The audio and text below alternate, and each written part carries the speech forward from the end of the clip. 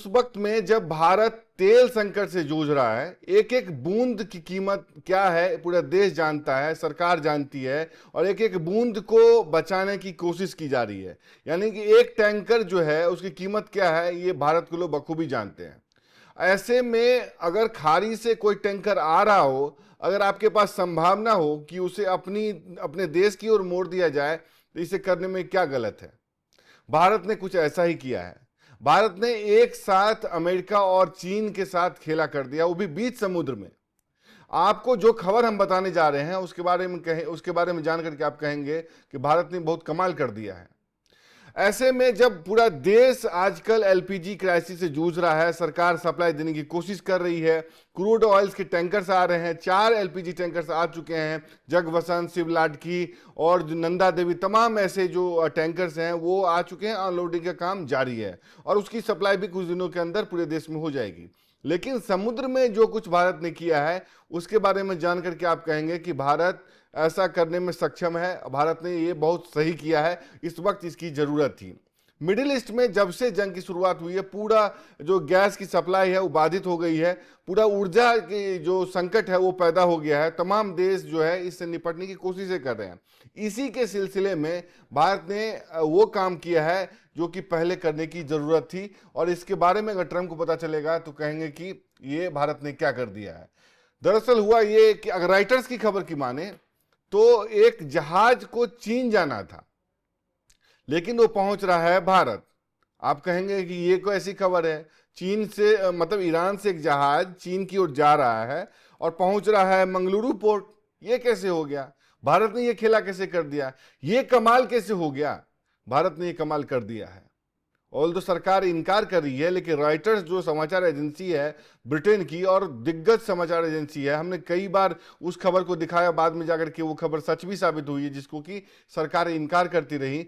लेकिन अरोरा नाम का एक जो टैंकर है वो समझिए ईरान से निकल करके चीन की ओर जा रहा था, जिसपे कि एलपीजी लदा हुआ था।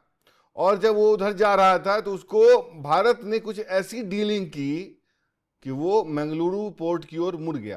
यानी कि अब वो भारत आ रहा है और उसे आज या कल में उसके मंगलुरु पोर्ट पहुंचने की उम्मीद है और जल्द ही उसकी अनलोडिंग हो जाएगी।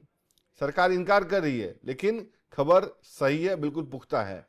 खबर ये है कि जब ये जहाज आ रहा था तो उससे एक निजी ट्रेडर्स के जरिए डील की गई कि भाई इसको हमें दे दो।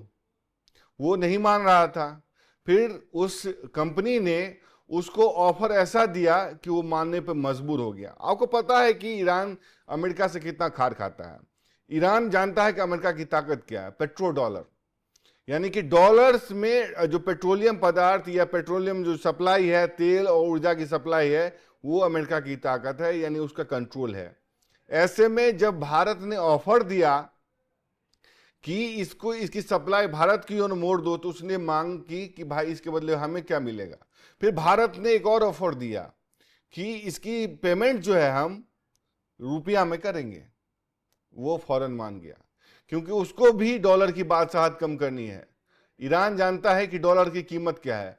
ऐसे में उसने भारत जैसे बड़े देश के साथ रुपये में जो डील है करने की मांग मान ली। यानी कि अब वो टैंकर भारत आ रहा है और भारत उसे रुपये में पेमेंट करेगा, जल्द ही पेमेंट करेगा, अभी पेमेंट नहीं हुई है। और जब वो आएगा तो भारत में जो तेल की सप्लाई है वो एक तरीके से सुनिश्चित हो जाएगी, और भारत आने वाले दिनों में इसे और बेहतर करने की कोशिश कर रहा है। ये जो टैंकर आ रहा है अरोरा, वो समझिए कि उसका वितरण 3 कंपनियों के बीच में किया जाएगा। इंडियन ऑयल, हिंदुस्तान पेट्रोलियम और भारत पेट्रोलियम। इन 3 कंपनियों के बीच में बराबर बराबर जो है इस एलपीजी की जो है वितरण किया जाएगा। उसके बाद देश के अन्य हिस्सों में चला जाएगा। और इसलिए हाथ से समझिए कि जब हम कह रहे हैं कि ये 2 देशों के साथ खेला है, तब कहेंगे कि कैसे हो गया ये। अमेरिका जो है वो हमेशा जोर देता रहा है कि उसकी बादशाहत बरकरार रहे, तेल पर भी कंट्रोल है और तेल की पेमेंट कैसे होती है वो भी कंट्रोल है। इसलिए हाथ से वो सऊदी अरब के साथ उसने डील की है कि हम तुम्हारी सुरक्षा करेंगे, बशर्ते तुम सारी जो पेमेंट्स है, बिजनेस है या ऑयल ट्रेड है, उसको तुम डॉलर्स में करो। सऊदी अरब मान भी गया, लेकिन ईरान, रसिया और चीन जैसे देश नहीं मान रहे थे।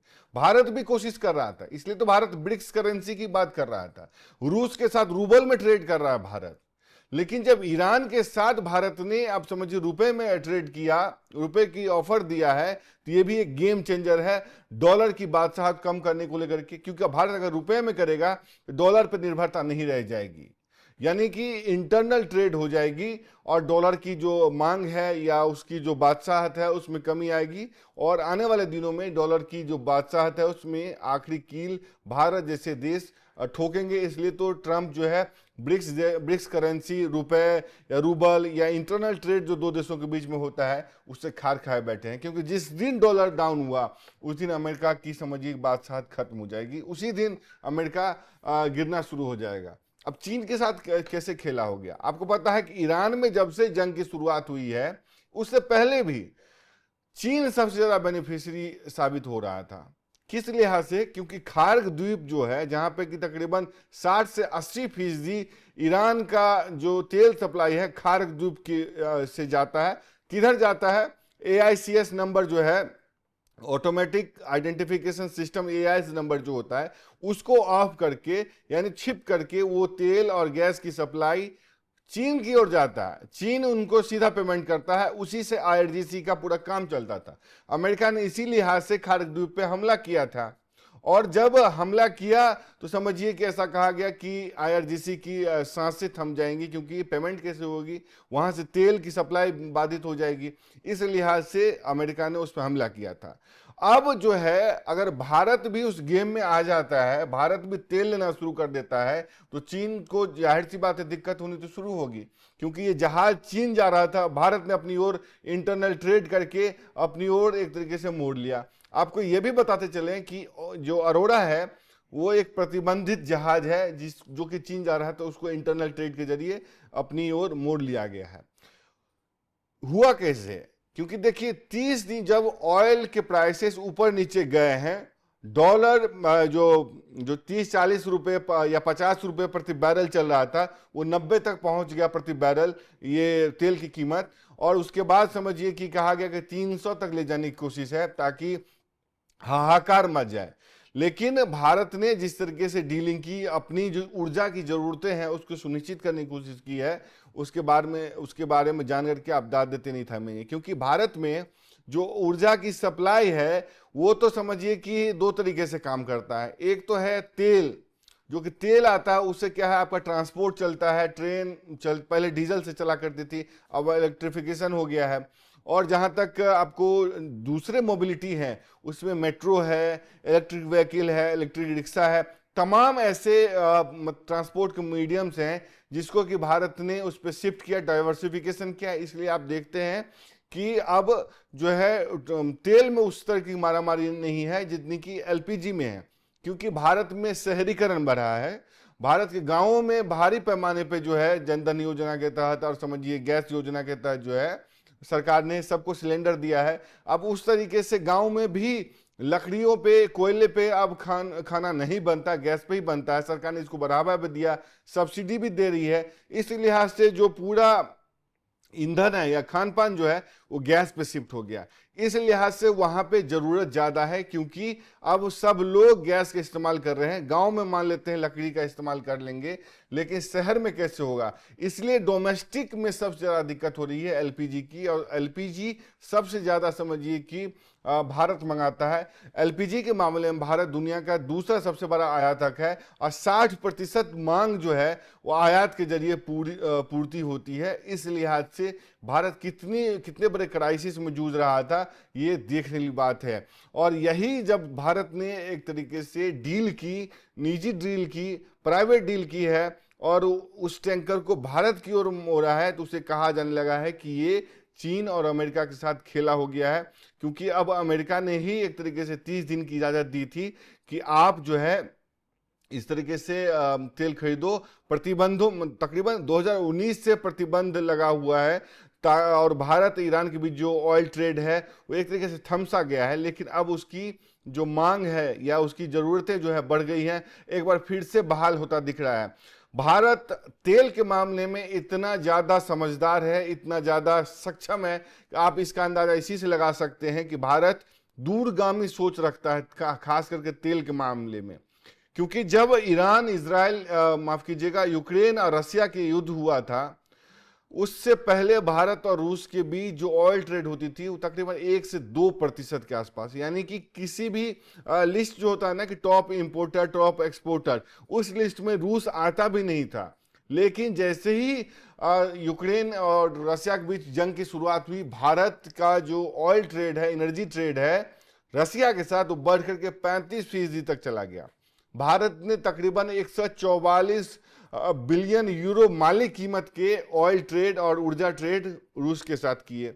और जो डिस्काउंट भारत को मिला, चूंकि भारत, उसको भी पैसे की जरूरत थी, भारत बड़ा देश था, बड़ा ऑर्डर दे रहा था। जब दुनिया के दूसरे देशों को सेंक्शन लगा हुआ था, रूस से भारत ही मंगा रहा था, भारत उसको रिफाइन कर रहा था, दुनिया भर के देशों में बेच भी रहा था। और ये बाइडेन प्रशासन ने भी माना था कि भारत अगर नहीं खरीदता है, भारत अगर सप्लाई नहीं बेचता है, क्योंकि दुनिया की सबसे बड़ी रिफाइनरी के मामले में भारत है, भारत के पास अच्छी उन्नत टेक्नोलॉजी की रिफाइनरीज हैं, तो इस लिहाज से भारत में सबसे ज्यादा तेल रूस से आए, डिस्काउंटेड प्राइस पे आए। भारत ने 14 से 26 बिलियन डॉलर की जो है बचत की, फायदा हुआ। वही देख रहे हैं आज सरकारें उसको दे रही है। तो भारत कितना समझदार है वो रूस वाले मामले में आपने देख लिया, और किस तरीके से वहां पे खेला किया था। और उसके खेला शब्द पार्लियामेंट्री रूप से नहीं सही है, लेकिन आप समझ लीजिए कि भारत की दूरगामी सोच, कूटनीति का परिणाम हमने रूस यूक्रेन युद्ध के बीच में देखा। जब दुनिया में प्राइसेस के दाम बढ़े, भारत में सब्सिडी दी जा रही थी, और अब भारत ने जिस तरीके से कूटनीतिक तौर पे इस्तेमाल करते हुए स्ट्रेट ऑफ हॉर्मुज से अपने जहाज़ों को निकलवाया, एक तो वो किया, नेवी एस्कॉर्ट कर रही है, और जो खाली टैंकर खाड़ी में फंसे हुए हैं उसकी भी लोडिंग शुरू हो गई है, और 4-5 टैंकर आ चुके हैं। बीते दिनों सरकार ने सर्वदलीय बैठक में ये बताया कि तेल और गैस की आपूर्ति पर्याप्त है और सबको दिया जा रहा है, स्थिति नियंत्रण में है, लेकिन और भी रास्ते तलाशे जा रहे हैं।